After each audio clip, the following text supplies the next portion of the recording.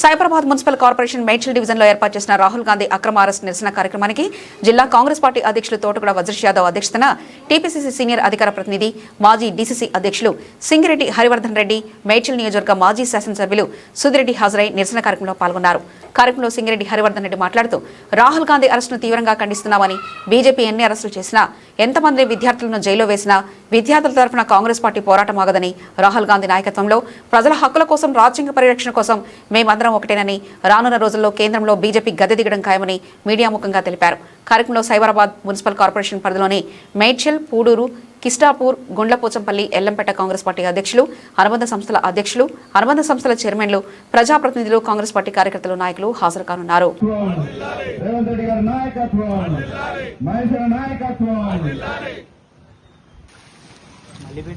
మన parliament opposition leader Rahul Gandhi గారి మీద బీజేపీ ప్రభుత్వం నిన్న చేసినటువంటి దమనకాండకు నిరసనగా మేడ్చల్ హెడ్ క్వార్టర్లో కాంగ్రెస్ పార్టీ తరఫున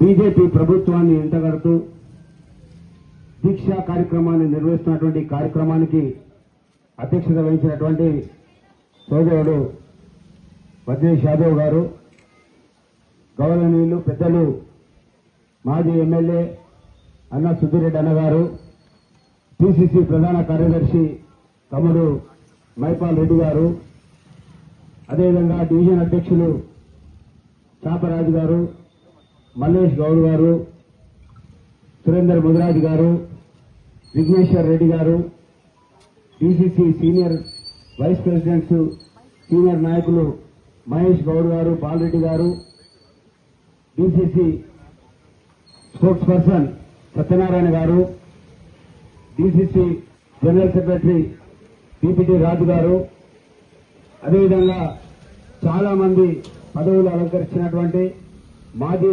అధ్యక్షులకి, సీనియర్ నాయకులకి, ఎంతో మంది కార్యకర్తలు, పార్టీ కోసం పనిచేస్తున్నటువంటి ప్రతి ఒక్కరికి, కుటుంబ సభ్యులందరికీ నాకు నమస్కారం. నిన్న జరిగినటువంటి దమనకాండ, రామరాజ్యం అని చెప్పుకునేటువంటి బీజేపీ ఈరోజు రామరాజ్యం కాదు, రావణాసురుని యొక్క రాజ్యంగా ఈరోజు మన భారతదేశాన్ని వెళ్తా ఉన్నారు.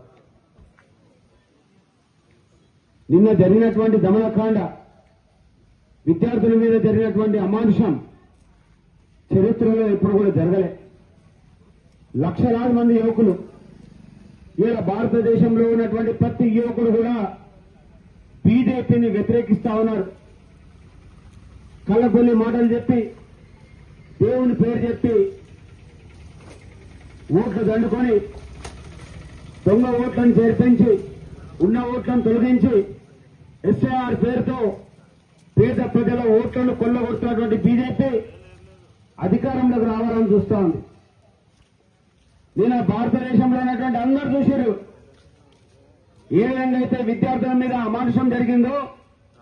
మన పిల్లలు వాళ్ళు అంత పెద్ద ఎత్తున లాఠీ చార్జ్ చేసి వాళ్ళ తలలు వెలగొట్టి వందలాది మంది విద్యార్థులు ఆసుపత్రి పాలయ్యారు. అది తట్టుకోలేనటువంటి మన ప్రియతమ నాయకులు రాహుల్ గాంధీ గారు, ఖర్గే గారు, ప్రియాంక గాంధీ గారు నిరసన తెలిపితే వాళ్ళ మీద కూడా రక్తం వచ్చేటట్టు రాహుల్ గాంధీ గారి ముక్కులో నుంచి కూడా రక్తం వచ్చింది. ఈ విధంగా అరాచకం చేస్తా ఉన్నారు. వాళ్ళకి భయం పట్టుకుంది. ఏ యువకులు కూడా బీజేపీకి ఓటేసే పరిస్థితిలో లేరు. మరి ఈ విధంగా దమనకాండ చేస్తున్నటువంటి బీజేపీకి బుద్ధి చెప్పేటువంటి సమయం ఆసన్నమైంది.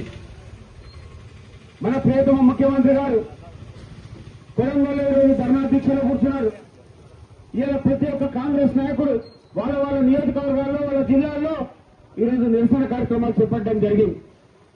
మరి ఒక బీజేపీ ఒక దమనకాండ ప్రతి ఒక్క జరిగినటువంటి దమనకాండకు నిరసనగా, అదేవిధంగా మన జరిగినటువంటి విద్యార్థుల మీద జరిగినటువంటి అమానుషాన్ని నిరసిస్తూ కాంగ్రెస్ పార్టీ ఇచ్చినటువంటి పిలుపుని అందుకొని మా ముఖ్యమంత్రి రేవంత్ రెడ్డి గారు, డీసీసీ అధ్యక్షులు మహేష్ గౌడ్ గారు ఇచ్చినటువంటి పిలుపుని అందుకొని మేడ్చల్ హెడ్ క్వార్టర్లో మరి కాంగ్రెస్ పార్టీ శ్రేణులందరూ కూడా మహాత్మా గాంధీ విగ్రహం దగ్గర నిరసన తెలపడం జరిగింది. మరి ఈ దమనకాండని తీవ్రంగా ఖండిస్తున్నాం. వెంటనే ధర్మేంద్ర ప్రధాన్ గారిని రాజీనామా చేయించి మోడీ గారు దేశ ప్రజలకు క్షమాపణ చెప్పాలని డిమాండ్ చేస్తున్నారు.